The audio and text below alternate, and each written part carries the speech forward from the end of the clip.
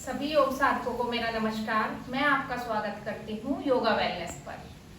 आज के वीडियो में हम बात करने वाले हैं खाना खाने के बाद हम कौन सा योगासन कर सकते हैं, कौन सा प्राणायाम कर सकते हैं जिससे हमारी ब्लोटिंग की जो प्रॉब्लम है, इनडाइजेशन की जो प्रॉब्लम है, गैस बहुत ज्यादा बनती है, तो उस तरीके की जो डाइजेशन से रिलेटेड जितनी भी प्रॉब्लम्स है वो सारी हमारी दूर हो सके। तो इसके लिए कौन कौन से आसन कर सकते हैं हम खाना खाने के बाद, आज उसी के बारे में जानेंगे। अगर आपने मेरे चैनल योगा वेलनेस को सब्सक्राइब नहीं किया है तो सब्सक्राइब करके बेल आइकन प्रेस कर दीजिए। तो बढ़ते हैं अपनी वीडियो की तरफ। पहला जो आसन है वो करेंगे हम वज्रासना। वज्रासना नाम से ही पता चलता है कि जो हमारा डाइजेशन है, पाचन है, उसको ये वज्र के समान कर देता है। इतना इफेक्टिव आपका डाइजेशन हो जाएगा। और वज्र का संबंध वज्र नाड़ी से भी है, जो कि हमारे डाइजेशन के लिए भी बेहतर है। और भी काफी बेनिफिट्स है, बट फिलहाल अभी डाइजेशन के बारे में बात करेंगे। कैसे करेंगे वज्रासना को? सबसे पहले हम दंडासन में बैठ जाएंगे, स्टाफ पोज में। वज्रासन आप इमीडिएटली खाना खाने के बाद कर सकते हैं। और इसका एक प्लस पॉइंट ये भी है कि अगर आप बेड पे बैठे हैं, मैट पे बैठे हैं, जहां भी बैठे हैं वहीं पे इसको आप परफॉर्म कर सकते हैं। कैसे करेंगे? दंडासन में बैठेंगे, कमर गर्दन अपनी सीधी रखेंगे, फिर अपने राइट या लेफ्ट लेग को इस तरीके से फोल्ड किया और दूसरे हाथ का सपोर्ट लेके दूसरे लेग को भी फोल्ड किया। और बैठते टाइम क्या ध्यान देना है, जो हमारे टोज हैं वो आपस में मिले रहेंगे और हील इस तरीके से एक दूसरे से दूर रहेगी। और जो हील का स्पेस है इसके बीच में हमें ऐसे बैठ जाना है। पीछे से भी दिखाती हूँ कैसे वज्रासन लगेगा ये। या सिंपली आप क्या कर सकते हैं, इस तरीके से अपने नीज पे आए, नीज में थोड़ा गैप रखा और जो टोज हैं उनको आपस में मिलाएंगे और हील इस तरीके से एक दूसरे से दूर रहेंगी और आप इस तरीके से वज्रासन में बैठ जाएं। सेटल कर ले थोड़ा सा, हील बाहर की तरफ, टोज आपस में मिले हुए एक दूसरे से टच करते हुए। आप चाहे तो हल्का सा उनको एक टो दूसरे टो के ऊपर रख के ओवरलैप भी कर सकते हैं। तो ये हो गया वज्रासन की बैठने की कंडीशन।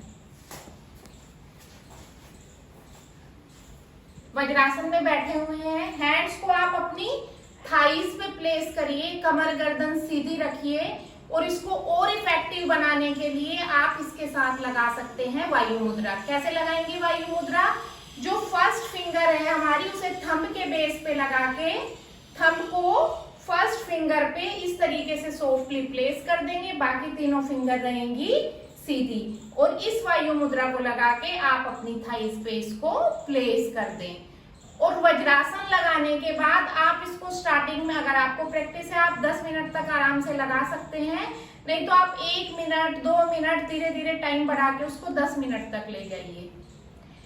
और वज्रासन लगाते हुए आपको क्या करना है, जो आपका ध्यान है वो पूरा आप अपने स्टमक वाले एरिया पे रखेंगे, जिससे आपका डाइजेशन बेहतर हो सके। वज्रासन करता कैसे है डाइजेशन को बेहतर? जब हम इस पोजीशन में बैठ जाते हैं तो ये हमारी लॉक्ड पोजीशन हो जाती है लेग्स की। जो ब्लड का फ्लो है वो हमारा लेग से ऊपर की तरफ बढ़ जाता है, पेल्विक एरिया की तरफ, स्टमक एरिया की तरफ। और ये हमें पता है खाना खाने के बाद डाइजेशन करने के लिए हमें इस वाले एरिया में, जो हमारा स्टमक वाला एरिया है, वो उसमें हमें ब्लड सर्कुलेशन की, अच्छे ब्लड की ज्यादा जरूरत होती है फूड को जल्दी डाइजेस्ट करने के लिए।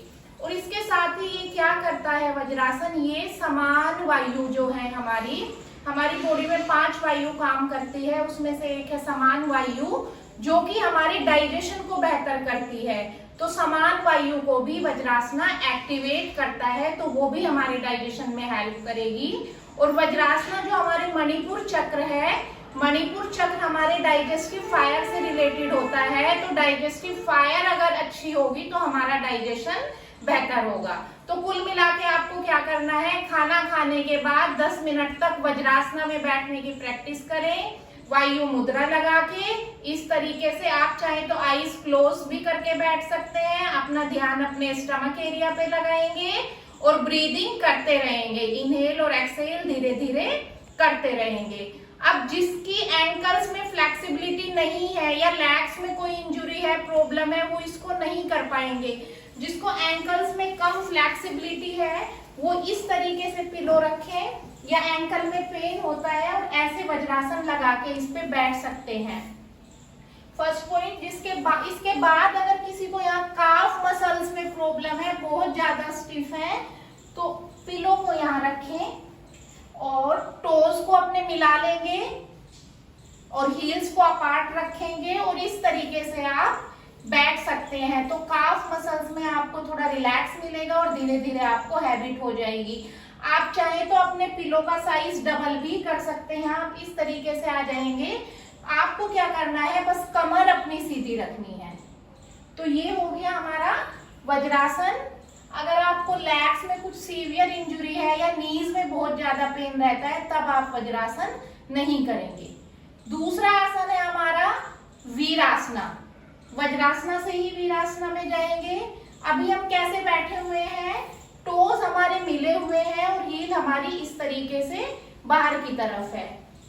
अभी अपने इस पैर को भी बाहर ले आइए और दूसरे पैर को भी बाहर ले आइए। अब हमने क्या किया है, जो हमारे हिप्स हैं या सिट बोन है वो हमारी मैट पे आ गई है और जो दोनों हमारे पैर हैं, ये हील हो गई, टोज हो गई, ये बाहर की तरफ है और जो सोल है फुट का वो हमारा ऊपर की तरफ फेसिंग है, सीलिंग की तरफ। इस तरीके से हम बैठे हुए हैं। अपने हैंड्स को आप सिमिलरली नीज पे थाइज पे प्लेस कर सकते हैं और या फिर सेम वायु मुद्रा लगाएं, क्योंकि वायु मुद्रा जो गैस, एसिडिटी, इंडाइजेशन से रिलेटेड प्रॉब्लम है उन सबको रिलीव करने में हेल्प करती है। तो वायु मुद्रा लगा के आप वीरासना में बैठ सकते हैं। इसमें भी सिमिलर है। आपको अगर काफ मसल्स में फ्लेक्सिबिलिटी नहीं है, एंकल्स में फ्लेक्सिबिलिटी नहीं है, तो थोड़ा मुश्किल होगा ये आपके लिए करना। तो धीरे धीरे जैसे आप प्रैक्टिस करेंगे आपको इसकी हैबिट होती जाएगी और इसमें भी आप पिलो का यूज कर सकते हैं। इस तरीके से अगर आपको बैठने में प्रॉब्लम है, यहाँ पिलो रखें, इसको रख दें और आप इजीली बैठ सकते हैं। धीरे धीरे पिलो के विदाउट बैठने की प्रैक्टिस करें। ये हो गया वीरासना। इसमें भी सिमिलर है। अच्छा, पैर आपको आगे से मिला के रखने हैं, इस तरीके से खोल के नहीं रखने। पैर दोनों आपस में मिले हुए रहेंगे। आराम से इस नीचे बैठेंगे आप मैट पे और इसमें भी आप 5 से 10 मिनट तक बैठ सकते हैं। नॉर्मल ब्रीदिंग करें।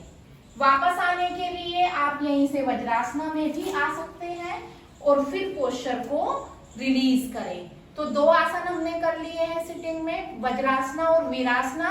दोनों ही हमारे डाइजेस्टिव सिस्टम की तरफ, स्टमक एरिया की तरफ ब्लड के सर्कुलेशन को एनहेंस करते हैं, जिससे आपको डाइजेशन फास्ट और बेहतर करने में हेल्प मिलती है। तीसरा क्या कर सकते हैं हम, भ्रामरी प्राणायाम। क्या है, जब हम अपने स्टमक एरिया पे अच्छे से फोकस करेंगे, हमें कोई सिंपल सा लॉजिक भी लगाते हैं, हमें कोई काम करना है और अगर हम उस काम पे फोकस करके करते हैं तो हमारा बेहतर तरीके से होता है। तो अगर आप स्टमक पे खाना खाने के बाद फोकस करेंगे अपने इस एरिया पे, तो अपने आप ही आपका डाइजेशन स्पीड अप हो जाता है। और भ्रामरी प्राणायाम क्या है, आपको फोकस करने में, कंसंट्रेट करने में बहुत अच्छे तरीके से हेल्प करता है। आपको कुछ नहीं करना है, आपको षण्मुखी मुद्रा भी लगाने की जरूरत नहीं है, ईयर क्लोज करके ये सब करने की जरूरत नहीं है। सिंपली बैठे हुए हैं और जब आप वज्रासन लगाएं 10 मिनट के लिए, उसी के साथ आप भ्रामरी प्राणायाम भी कर लेंगे तो आपके लिए काफी अच्छा रहेगा। कैसे करेंगे, इस तरीके से बैठे हैं, आईज क्लोज कर लें, इनहेल करें स्लो और एक्सहेल के साथ की साउंड निकालनी है।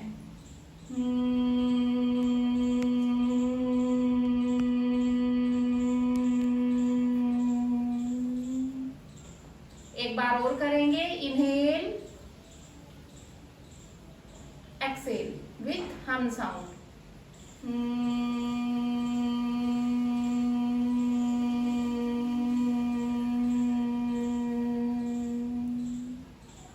और करते हुए आप आपका जो स्टमक वाला एरिया है, पेट वाला एरिया है, उस पर फोकस करेंगे तो आपको डाइजेशन बेहतर हो जाएगा। इनडाइजेशन, एसिडिटी, गैस, ब्लोटिंग, जितनी भी प्रॉब्लम्स है, IBS की प्रॉब्लम है, इन सब में भी आपको रिलीफ मिलेगा। तो 3 आसन, वज्रासना, वीरासना और एक प्राणायाम, भ्रामरी प्राणायाम, और इसके लिए आपको अलग से टाइम देने की जरूरत नहीं है। जब वज्रासना करें उसी के साथ भ्रामरी प्राणायाम आप कर लें तो आपको अच्छे रिजल्ट्स मिलेंगे।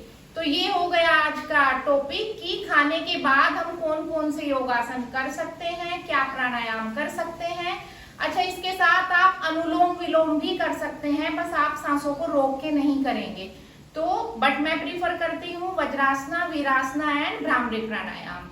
तो अगर ये वीडियो आपको पसंद आई हो, अपने फ्रेंड्स और फैमिली के साथ इसे शेयर करके मेरे चैनल योगा वेलनेस को सब्सक्राइब कर दें, जिससे आपको आने वाली वीडियो की नोटिफिकेशंस मिलती रहे।